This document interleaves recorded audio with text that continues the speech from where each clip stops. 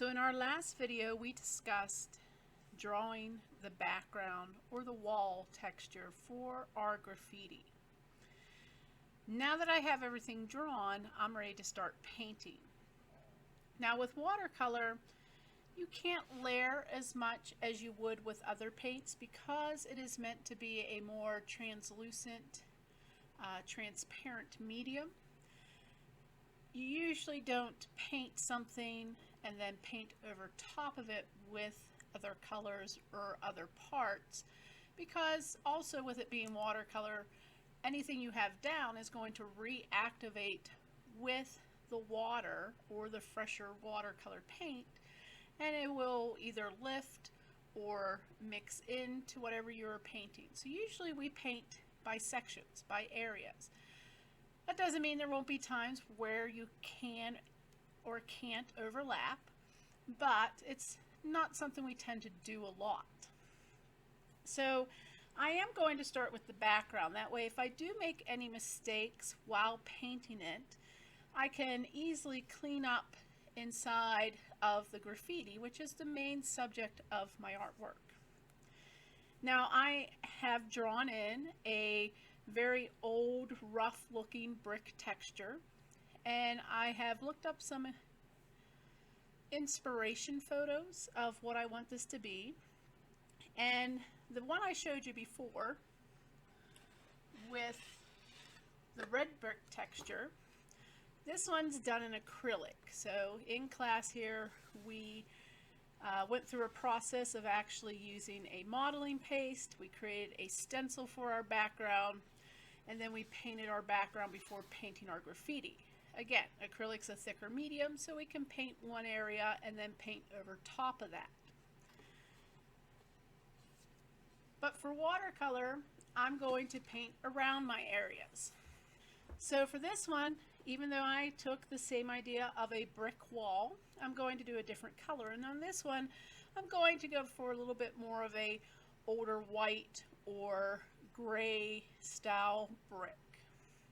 So I've looked up some images, so I have something to refer back to while I'm painting this. So I have my work area set up. I have my painting. I have a stack of paper towels here. I have my paint set, a brush bin with water, or you just need some sort of bowl with water. I have a few paint brushes, and then I have more off to the side if I need them. And then I'll often, at times, even have 2 bowls of water, since I'm going to be doing a lot of painting, and in this case, since I'm going to be going for a white or gray looking background, means I'm going to use a lot of black paint, and black paint is very overpowering. So I'm going to use the brush bin to wash out my paint brushes and use that bowl of water for my clean water source. Now since I haven't cleaned out anything, I can still take some water for this. And I'm going to add a few drops of water to my black to start softening it up and activating it. And I'm going to do a little bit to my blue and purple in case I want to add a little bit of a cool color into my background. Now, when I work with watercolor, I use a pipette to help transfer water to my cake pans. You can easily do the same thing by taking a paintbrush, getting it wet, and letting the water drip off of the paintbrush into your paint sets. I just find that takes a little bit more time, so I've just adopted the habit of using a pipette. Now this is something I usually do before I start painting. Even before I bring my project to the table, I will activate the colors I want to work with so that the water has a chance to start softening up the pigment and it becomes workable a lot faster. Another thing that I'm going to want is a styrofoam plate. So let me grab one of those. Okay, so I've grabbed a styrofoam plate, and this doesn't have to be a styrofoam plate. It can be a lid to a plastic container, anything that's not paper You don't want something that's going to absorb your paint, but I like to use something like this, plastic or styrofoam, to mix my paints on. I don't tend to use the lid to my paint set just because it gets very dirty. If I have a lot of color mixed up into this area, then I either have to wait for it to dry if it's something I want to use a little bit later, or I had to clean it out and start over the next day with mixing it. Because obviously if you have a lot of wet watercolor up here, you can't close this setup for the day. So I like to use something separate to mix my paints on. And I find that this is a cheap alternative.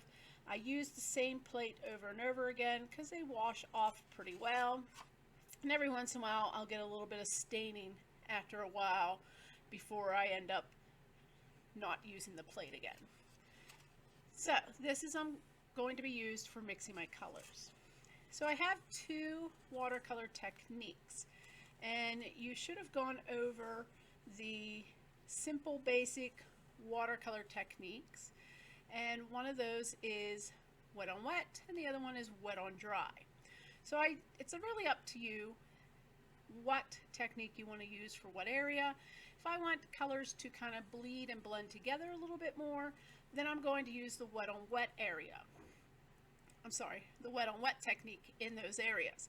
If I want something to have a very hard, distinctive line to it, then I'm going to use the wet on dry. So either technique will work. Looking at my brick texture, I do see that the face of the bricks have some variation of values. So I think wet on wet may be a better option for those areas. And then looking in the areas of the mortar and in areas that shadow the bricks, looks like wet on dry would be a better technique. So I'm going to choose a paintbrush. I do tend to work a lot with round paintbrushes. And I'm going to pick up some of my black paint. And you don't want to do this over your project. So I'm going to move mine off to the side here, so you can see what I'm doing with my plate. And I'm just picking up some of this black and transferring it to my plate. So I tend to pick it up with my bristles and twist my brush to help squeeze some of that pigment out. Now, in a basic watercolor set like this, the only white you have for your paints is the white of your watercolor paper. So if I want to make something a lighter version, I'm going to really add a lot of water to it to help thin out that pigment and allow more of the white paper to show through. If you have a fancier set, you may have a white watercolor in that set. Now, white watercolor can be nice. I tend to not use it. I think it makes the colors look a little milky, and I don't like that look personally for my own artwork. That doesn't mean I haven't used it, but I just prefer not to. So for a light gray brick texture, I'm going to want to introduce a lot of water to my paint here. So again, I have clean water yet here in my brush bin. And since I know I want to add a lot of water, I'm going to use the pipette. Now for a little bit more control, you should use your paintbrush and pull the pigment over to you. But again, I want a very light gray. I know black is a very dominant color. And I still have black paint in my paintbrush. And if you have it, doesn't hurt to have an extra strip of paper nearby so you can test out your colors. So you saw how much water I had added into my pigment with my pipette, and look how dark that still is. So I'm going to clean out my paintbrush, get some of that black out of the bristles. And I'm going to, since I'm only working with black right now, just pick up some water and dilute this some more and give it a test. And that's a little bit more what I'm looking for. So I'm going to choose a brick to start work. And again, since I am just working with black right now, it doesn't matter that there's some black in my paint water. Since I'm going to work wet on wet, I'm going to start applying that water to the brick I'm working with. And again, you can see it's already leaving a gray tint behind. And again, that's not going to hurt because I want to work with grays.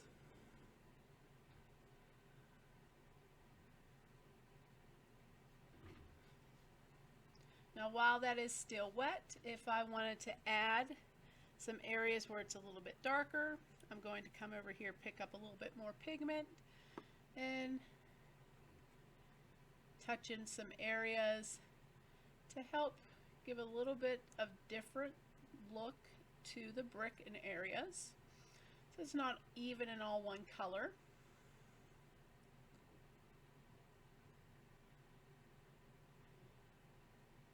I think I'm going to let that one dry for now and move on to my next one.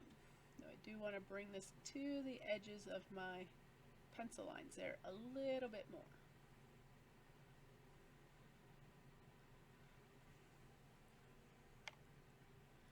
So I'm going to work on my background with some wet on wet to fill in some of this white background with some grays to mimic an older white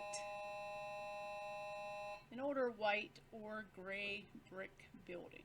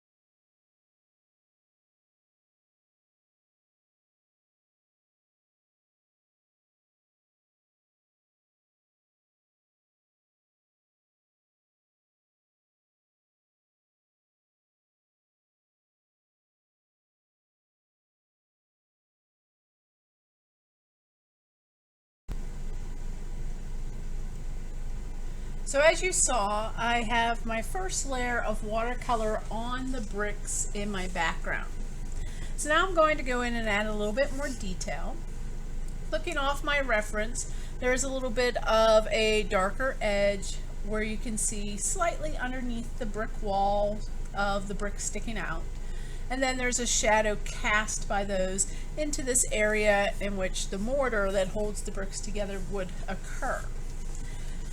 So my next step is I'm going to use wet on dry, and I'm going to come in and put a little bit of that thickness I'm seeing on some of the bricks for that little bit of three-dimensional effect. I may come in and add a little bit of some other harsher lines in the wet on dry technique to give some of the cracks and chunks I'm seeing out of some of the bricks in my reference. And then that will be something I let dry before I add any type of shadow onto the mortar area.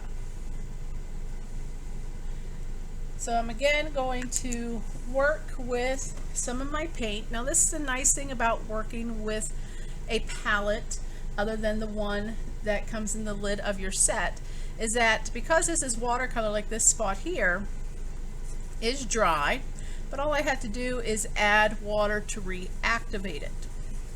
So when you are working with watercolor and you mix up a color you want to work with later, if you have it on something separate like this, you can let it dry. You don't even have to cover it with plastic. You can let the water evaporate. It's going to reduce down to just some dried pigment, and then all you have to do is add water to it to reactivate it, and you're ready to use it again. So I'm going to work on some smaller details on my background.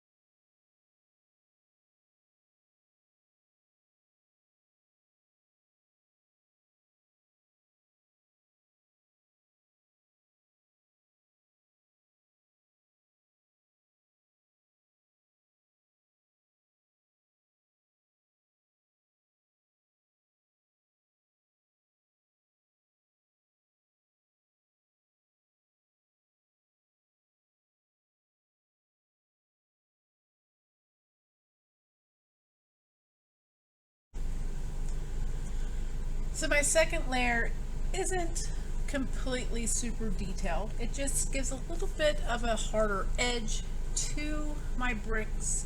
A few more details of some of the textures where things have been broken or worn away. And that then leaves me now room for, once this dries, to attach any shadows that the bricks are casting, as I mentioned before, in these areas between the bricks where they are mortared together. Once I have that background done, then I will be able to start painting the graffiti area. So I'm going to let this dry, and then I will continue with the background, adding the shadowed areas.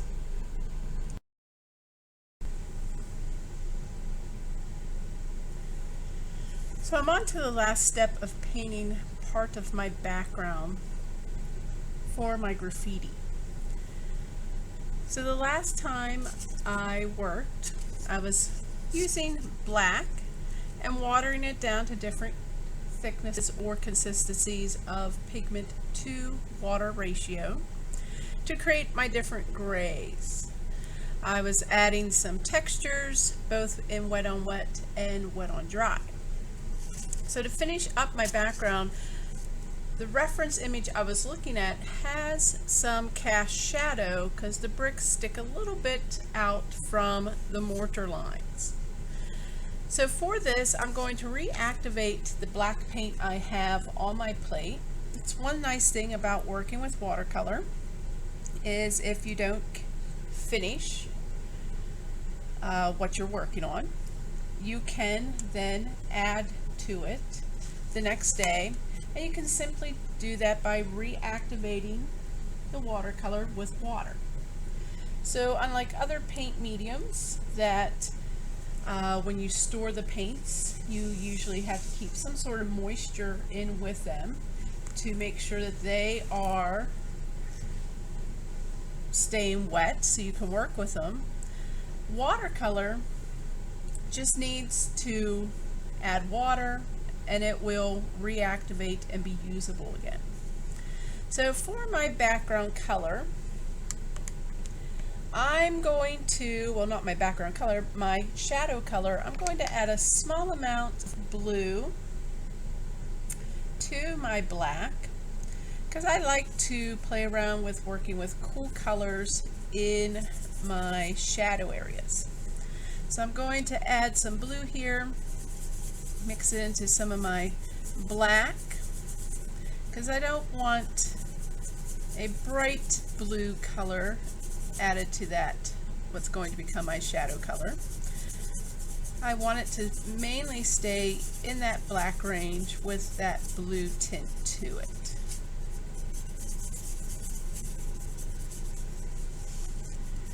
So once I have that, then I'm going to start applying that shadow. And again, I'm looking at an image reference.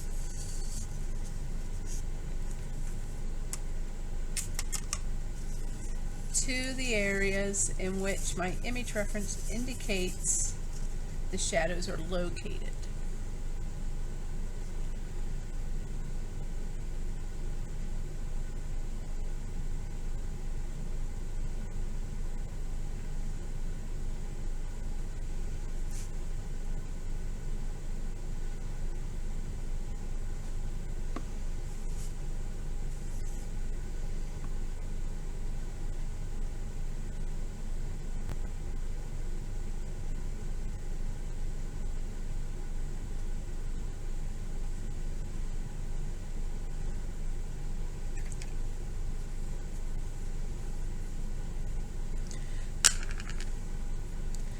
Thankfully, when something like that happens, it didn't land on my painting, but that is always a danger.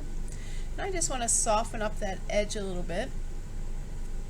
So I'm coming in with a slightly damp brush,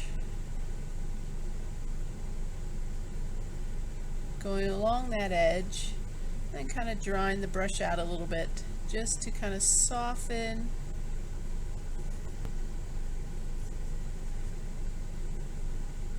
the edge of my shadow there.